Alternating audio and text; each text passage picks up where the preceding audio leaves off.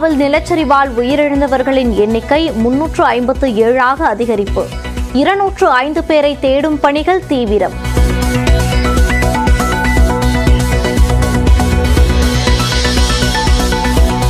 நிலச்சரிவால் பாதிக்கப்பட்டுள்ள வயநாட்டில் 6வது நாளாக தொடரும் மீட்பு பணி. மண்ணால் மூடப்பட்டுள்ள வீடுகளில் சடலங்கள் உள்ளனவா என ஆய்வு.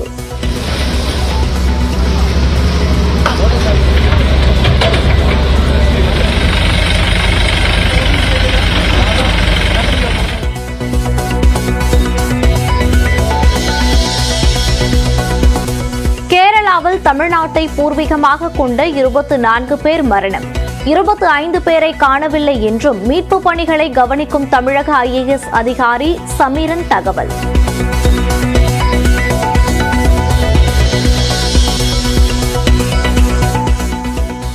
நிலச்சரிவுக்கு 5 கோடி ரூபாய் நிவாரண நிதி வழங்கிய தமிழ்நாடு அரசுக்கு பினராயி விஜயன் நன்றி. தமிழ்நாட்டின் ஆதரவு தங்களது மறுவாழ்வு மற்றும் மறுகட்டமைப்பு முயற்சிகளுக்கு பெரிதும் உதவும் என்று எக்ஸ் தளத்தில் கருத்து.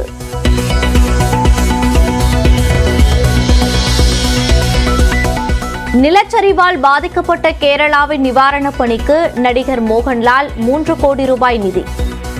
கௌரவ கர்னல் என்பதால் சூரல் மலையில் ராணுவ உடையில் சென்று மீட்பு பணிகளை பார்வையிட்டார்.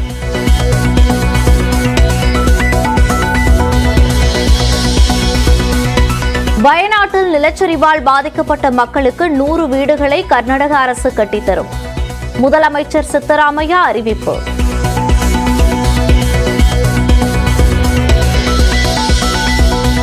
₹30 கோடி ரூபாயில் புனரமைக்கப்பட்ட கிண்டி சிறுவர் பூங்கா. சிறுவர் இயற்கை பூங்கா என பெயர் மாற்றம் செய்யப்பட்ட நிலையில் திறந்து வைத்தார் முதலமைச்சர் மு.க. ஸ்டாலின். கிண்டி சிறுவர் இயற்கை பூங்காவின் அழகையும் இங்கு வளர்க்கப்படும் அரிய தாவரங்கள் மற்றும் உயிரினங்களின் வகைகளையும் எடுத்துரைக்கிறது. சிறப்புமிக்க இந்த வேடந்தாங்கல் பறவை கூடத்தில் நீலகிரி, கோவை, திருவண்ணாமலை, விழுப்புரம், செங்கல்பட்டு மாவட்டங்களில் இன்று கனமழைக்கு வாய்ப்பு. தமிழ்நாட்டில் பரவலாக 1 வாரத்திற்கு மழை நீடிக்கும் என வானிலை ஆய்வு மையம் கணிப்பு.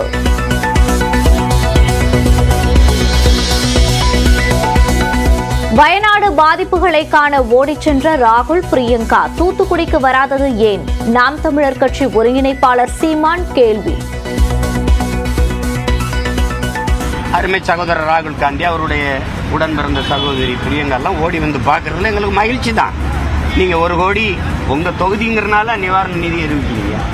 அது மாதிரி நாங்கள் தூத்துக்குடியில் இந்த பெருவெள்ளத்தில் செத்து மிதக்கும் போதெல்லாம் நீங்கள் ஒன்றுமே செய்யலையே. சென்னையில் விதிகளை மீறி செயல்பட்ட 5 தனியார் நட்சத்திர ஹோட்டல்களின் மதுபான கூடங்கள் உரிமம் ரத்து. வெளிநபர்களை மது அருந்த அனுமதித்ததால் பார்களை தற்காலிகமாக மூடவும் அரசு உத்தரவு.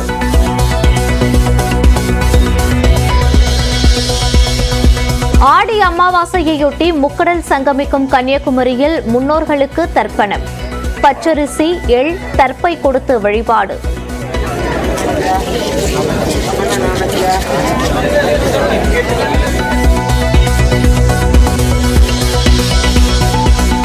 எல்லை தாண்டியதாக தமிழ்நாட்டை சேர்ந்த 4 மீனவர்களை கைது செய்தது இலங்கை கடற்படை.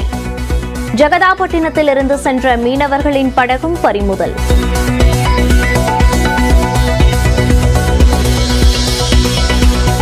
மேக வெடிப்பால் இமாச்சலம், குலு, மணாலியில் 9 பேர் பலி, 45 பேர் மாயம்.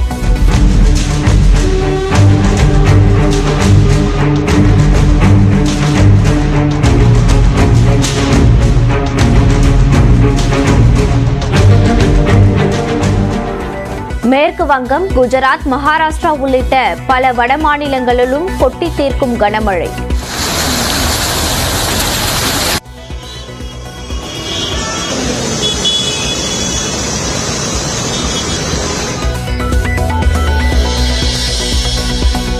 ஒலிம்பிக் ஆடவர் ஹாக்கி காலிறுதி பிரிட்டனுடன் இந்தியா மோதல். இன்று பிற்பகல் 1:30 மணிக்கு போட்டி தொடக்கம்.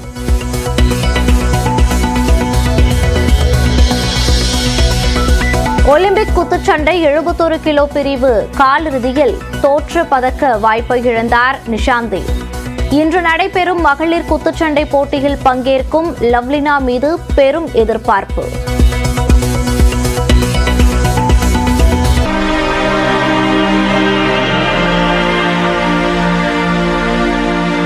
நான் இருக்கக்கூடிய இடத்துல தான் நிலச்சரிவு ஏற்பட்டது. அந்த நிலச்சரிவு ஏற்பட்ட இடத்தினுடைய கோர காட்சிகளை நீங்க பார்க்கலாம்.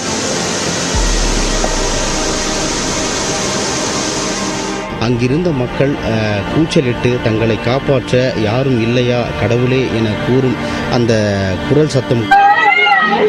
നിങ്ങളൊക്കെ ആരേലും ഈ ഫോൺ ഓണാക്കുക, ഞങ്ങളെ ഒന്ന് രക്ഷിക്കണം ദൈവമേ.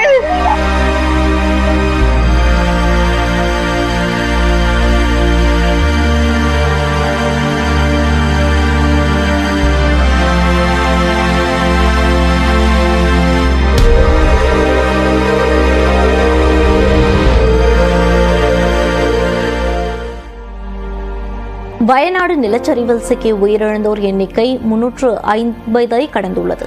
மீட்பு பணிகள் இறுதிக்கட்டத்தை எட்டியுள்ளதாக கேரள முதலமைச்சர் பினராயி விஜயன் தெரிவித்துள்ளார்.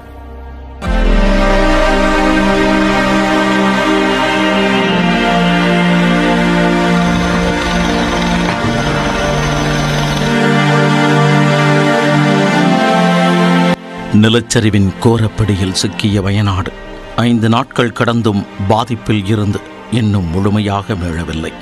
இடிபாடுகளில் சிக்கி யாரேனும் உயிருடன் உள்ளார்களா என்பதை அறிவதற்கான தேடுதல் ஒருபுறமும், உயிரிழந்தவர்களின் சடலங்களை மீட்கும் பணி மறுபுறமும் நடைபெற்று வருகிறது. முண்டக்கை பகுதியில் வீடுகள் மண்ணோடு மண்ணாக புதைந்த நிலையில் அங்கே சடலங்கள் இருக்கிறதா என்பதை அறிய தெர்மல் ஸ்கேனர் மூலம் ஆய்வு செய்யப்படுகிறது. சர்ஃபேஸ் டெம்பரேச்சர் இந்த கேமரா மூலிமா நம்ம கண்டுபிடிக்கலாம். ஸோ டெட் பாடிஸ்லாம் பார்த்தீங்கன்னா இப்போ 45 மேலே தான் இருக்கும், 45 டிகிரி செல்சியஸ் மேலே தான் இருக்கும். அதுவும் 3 days ஆயிடுச்சு. 3 days ஆயிடுச்சுன்னா அது கண்டிப்பாக 50 டிகிரி மேலே தான் இருக்கும். 5வது நாள் தேடுதல் பணியின் போது ஆறுதல் அளிக்கும் விதமாக 3 பேர் உயிருடன் மீட்கப்பட்டனர். முண்டக்கை பகுதியில் இருந்து 6 கிலோமீட்டர் தொலைவில் உள்ள சூச்சிப்பாரா அருவியில் 3 பேர் சிக்கி தவித்தது கடற்படை ரேடார் மூலம் கண்டறியப்பட்டது. பின்னர் விமானப்படை ஹெலிகாப்டர் மூலம் அவர்கள் 3 பேரும் பத்திரமாக மீட்கப்பட்டனர்.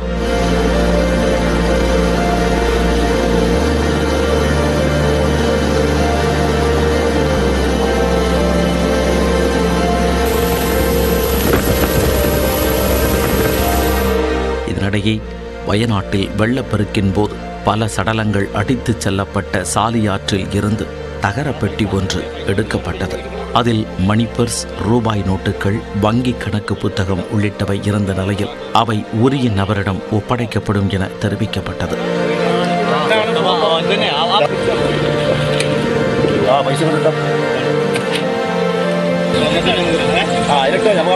இந்த நிலையில் வயநாட்டில் மீட்பு பணிகள் இறுதி கட்டத்தை எட்டியுள்ளதாக கேரள முதலமைச்சர் பினராயி விஜயன் தெரிவித்துள்ளார். திருவனந்தபுரத்தில் செய்தியாளர்களை சந்தித்த அவர் இன்னும் 206 பேரை காணவில்லை என்றார். சாதியாற்றில் இருந்து மீட்கப்பட்ட சடலங்கள் மற்றும் உடல் பாகங்களை அடையாளம் காண்பதில் சிரமம் உள்ளதாகவும் 67 உடல்கள் இன்னும் அடையாளம் காணப்படவில்லை எனவும் தெரிவித்தார். 206 പേരെ ഡിസ്ചാർജ് ചെയ്ത് കഴിഞ്ഞിട്ടുണ്ട്. അവരെ ക്യാമ്പുകളിലേക്ക് മാറ്റിയിട്ടുണ്ട്. നിലവിൽ വയനാട്ടിൽ 93 ദുരിതാശ്വാസ ക്യാമ്പുകളിലായി 10,042 പേർ താമസിക്കുന്നു. அடையாளம் தெரியாத உடல்களுக்கு இறுதிச் சடங்குகள் செய்யும் பணியை பஞ்சாயத்துக்கள் மேற்கொள்ளும் எனவும் பினராயி விஜயன் தெரிவித்தார். இதனிடையே வயநாட்டில் நிலச்சரிவால் பாதிக்கப்பட்ட மக்களுக்கு 100 வீடுகளை கர்நாடக அரசு கட்டித்தரும் என்று அம்மாநில முதலமைச்சர் சித்தராமையா அறிவித்துள்ளார். இதற்கு மக்களவை எதிர்க்கட்சித் தலைவர் ராகுல் காந்தி வரவேற்பு தெரிவித்துள்ளார்.